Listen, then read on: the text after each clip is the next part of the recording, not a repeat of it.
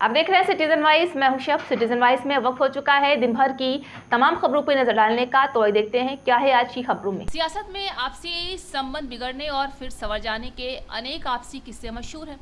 बिहार में जनता दल यूनाइटेड को number 1 party से नंबर 3 का पार्टी बना देने वाले चिराग पासवान अब मुख्यमंत्री नीतीश कुमार के साथ कदमताल करते हुए नजर आ रहे हैं। जी हाँ, चिराग बिहार को विशेष राज्य का दर्जा दिलाए जाने की मांग को समर्थन करने से लेकर 2025 के विधानसभा चुनाव में नीतीश कुमार की अगुवाई में लड़ने के पक्ष में खड़े दिख रहे हैं। ऐसे में सवाल उठता है कि कभी बिहार में जेडीयू की ईंट से ईंट बजा देने का दम भरने वाले चिराग अब नीतीश कुमार को बिहार में क्यों असली बॉस मानने में लगे हुए हैं। जी हाँ, मोदी सरकार की सहयोगी जेडीयू ने अपनी राष्ट्रीय कार्यकारिणी की बैठक बिहार में स्पेशल राज्य को दर्जा देने का प्रस्ताव पारित किया, जहां वित्त आयोग के तर्कों का हवाला देते हुए मोदी सरकार इस मांग को अभी तक ठुकराती रही है। लेकिन अब केंद्र सरकार जेडीयू और टीडीपी के समर्थन में टिकी हुई है। ऐसे में जेडीयू ने स्पेशल स्टेट्स का मुद्दा फिर से उठाया है, जिस पर भले ही बीजेपी और मोदी सरकार चुप हो, लेकिन चिराग पासवान पूरी तरह से सीएम नीतीश कुमार के साथ खड़े दिख रहे हैं।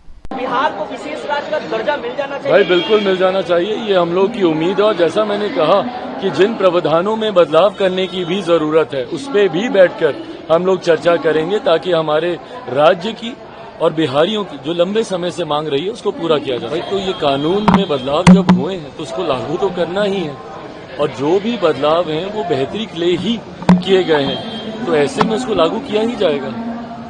वहीं जयराम रमेश ने कहा है कि आरक्षण की जो सीमा है वो तय की जाए, SC/ST और OBC में 50% आरक्षण को कम किया जाए। आपका क्या मानना है चिराग पासवान? आप SC से आते हैं, क्या लगता है आरक्षण की सीमाएं कम तो होनी चाहिए? भाई आरक्षण की सीमा को कतई कम करने की कोई सोच भी नहीं रख सकता ऐसे में, बल्कि इसके दायरे को हम लोगों ने हमेशा बढ़ाने का काम किया। मेरे नेता, मेरे पिता आदरणीय रामविलास पासवान जी ने VP सिंह जी की सरकार में मंडल कमीशन को लागू कर पिछड़े वर्ग के लोगों को इसमें जोड़ने का काम किया। सबसे पहले हम ही लोगों ने अपनी पार्टी के संविधान में भी इस बात को लिखा था कि जो अगड़ी जाति से जो गरीब वर्ग के लोग आते हैं उनको भी 15% आरक्षण का लाभ उनको मिलना चाहिए।